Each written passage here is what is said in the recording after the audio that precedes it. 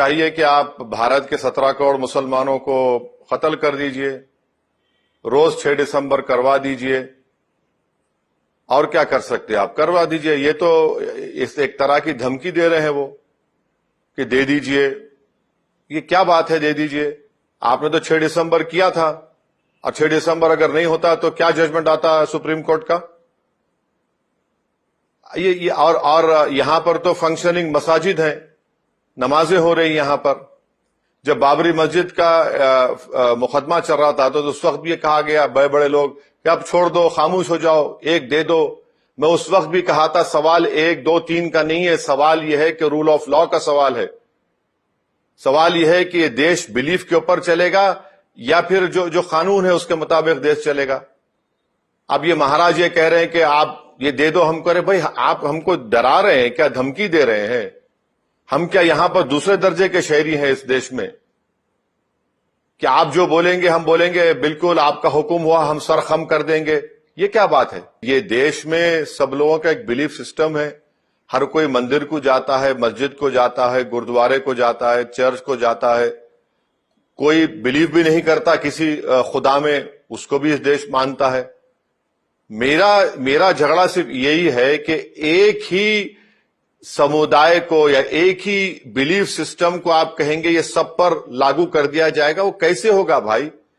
جب بھارت کا کوئی مذہب نہیں ہے، جب بھارت کا کوئی ریلیجن نہیں ہے، تو کیوں بی جے پی یہ سب کام کر رہی ہے؟ بی جے پی تو یہی کام کر رہی ہے. اپنی آر ایس ایس کی آئیڈیالوجی پر جو ہیگڈیور گولوالکر نے کہا اسے اور پنڈت دین دیال اپادھیائے نے کہا اسی کو لے کر آگے بڑھ رہی ہے بی جے پی. تو سوال یہ ہے کہ کیا میری لڑائی 5 ایکڑ زمین کے لیے تھی، یا یہ لڑائی یہ تھی کہ وہاں پر کسی مندر کو توڑ کر بابری مسجد نہیں بنائی گئی؟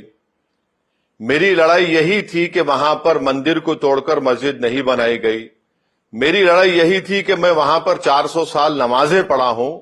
جو جی بی پنت کے زمانے میں نائر ایک کلیکٹر ہوتے تھے جو بعد میں جن سنگھ کے ایم پی بن گئے، جن کی فوٹو رکھ کر بابری مسجد میں پوجا کی جاتی تھی.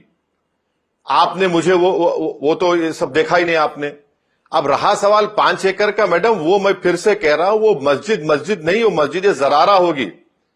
جتنے مسلمانوں کے سیکٹس ہیں، اسکول آف تھاٹس، سب نے کہہ دیا کہ اگر وہ مسجد کبھی بنے گی خدا نخواستہ اس میں نماز نہیں پڑھنا چاہیے. اور اگر وہ بنتی ہے نہیں بنتی الگ بات ہے. جہاں تک میرا سوال ہے میں کبھی بھی اس مسجد کی طرف رخ کر کے نہیں دیکھوں گا. یہ کون سی بات ہے کہ آپ مسجد کو شہید کر کے کہہ رہے ہیں 5 ایکڑ لے لو؟ میرا جھگڑا 5 ایکڑ کا نہیں تھا. کیا اگر آج مسلمان چاہے تو بالکل وہ ہم کمیونٹی سے پیسے پوچھ کر زمین خرید کے مسجد بنا سکتے. ہمارا جھگڑا یہ تھا کہ ہماری مسجد تھی جس کو اللیگلی آکوپائی کیا گیا، مجھے مسجد سے محروم کر دیا گیا، اور بعد میں سپریم کورٹ کو جھوٹ بول کر مسجد کو ڈیمولیشن کر دیا گیا. اگر 6 دسمبر نہیں ہوتا تو سپریم کورٹ اور کیا فیصلہ کرتا بتائیے؟ کیا کوئی کہتا کہ جا کے توڑ دو اس کو؟ تو جی بی پنت تھے، اس وقت ڈی ایم نائر صاحب تھے.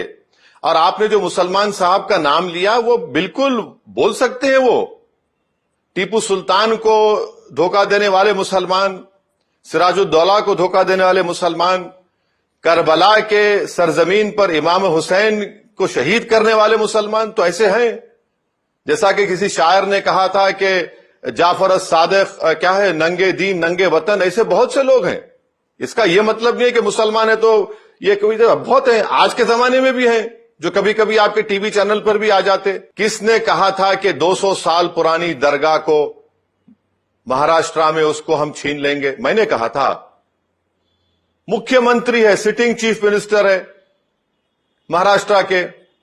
کس نے کہا تھا کہ 6 دسمبر میرے زندگی کا بڑا قیمتی دن تھا؟ ڈپٹی چیف منسٹر ہیں، انہوں نے کہا تھا. میں ڈرا رہا ہوں. کون کہہ رہا ہے کہ آپ یہ تمام چیزیں چھوڑ دو اگر امن سے رہنا چاہتے ہیں تو؟ میں نہیں کہہ رہا ہوں.